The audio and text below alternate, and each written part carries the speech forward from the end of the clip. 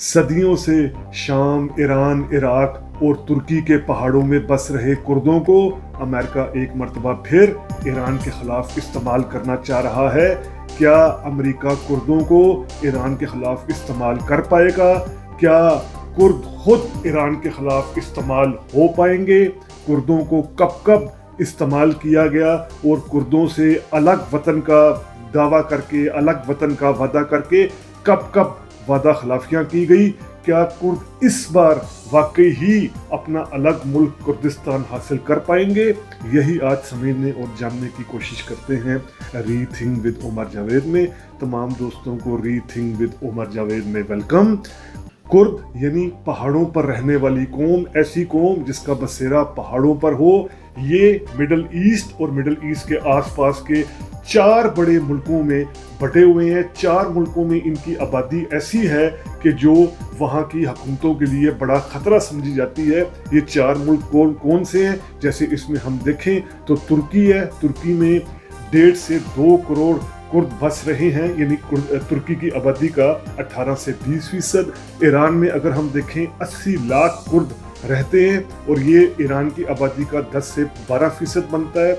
Iraq की बात करें तो यहाँ 60 से 70 लाख कुर्द रहते हैं, यानी इराक की आबादी का 15 से 20%। शाम की बात करें तो यहाँ पर 20 लाख कुर्द रहते हैं, यानी शाम की आबादी का 10 से 12%।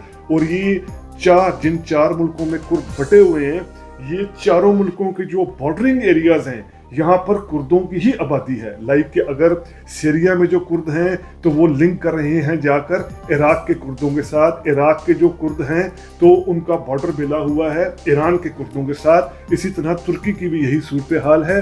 मिलाकर ये कोई 3 से 4 करोड़ की आबादी है कुर्दों की, और इनको बहुत ज़्यादा फ़ख्र है अपनी विरासत पर। सलाउद्दीन अयूबी जो खुद भी एक कुर्द थे, जिनका ताल्लुक आज के जो इराक के शहर तकरीत है वहाँ से था, तो ये अपनी विरासत सलाउद्दीन अयूबी से जोड़ते हैं।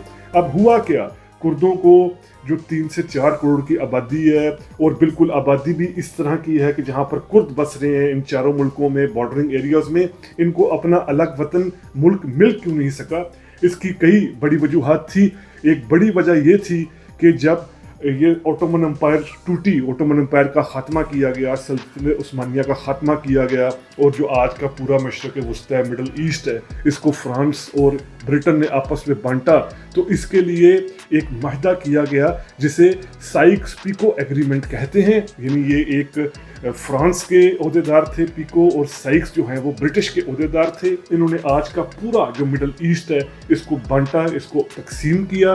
तो इस जो ये माहिदा 1916 में हुआ था, साइको पिको एग्रीमेंट जिसे कहा जाता है, इसमें अलग कुर्दिस्तान की कोई बात नहीं की गई थी।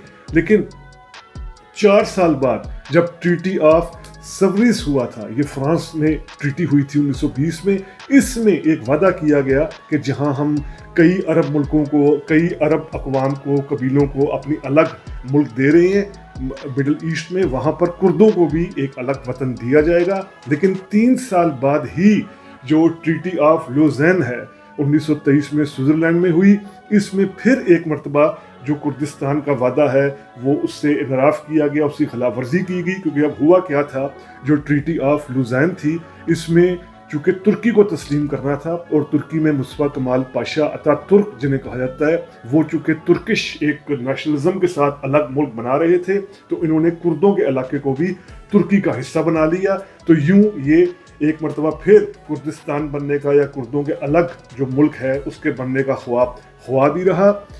बहुत मरतबा इम्पीरियलिज्म ने, अमेरिका ने, यूरोप ने, रशिया ने, बड़ी ताकतों ने बहुत मरतबा इस्तेमाल किया कुर्दों को कि हमारा साथ दें, हम अलग मुल्क बना लेंगे, लेकिन इसमें कामयाबी नहीं हुई। सिर्फ 1946 में चंद माह के लिए कामयाबी हुई थी, जब महाबाद के इलाके में, ये ईरान का इलाका महाबाद है जहाँ कुर्दों की अक्सरियत है, यहाँ पर सोवियत यूनियन ने मदद की कुर्दों की, और कुछ महीनों के लिए, कुछ थोड़े से अरसे के लिए कुर्द अपना छोटा सा एक मुल्क ईरान में बनाने में कामयाब हुए। ये सोवियत यूनियन की मदद से हुआ था, लेकिन फिर अमेरिका ने मदद की ईरान की, और ये इलाका दोबारा कुर्दों का ख़त्म होकर ईरान का हिस्सा बन गया।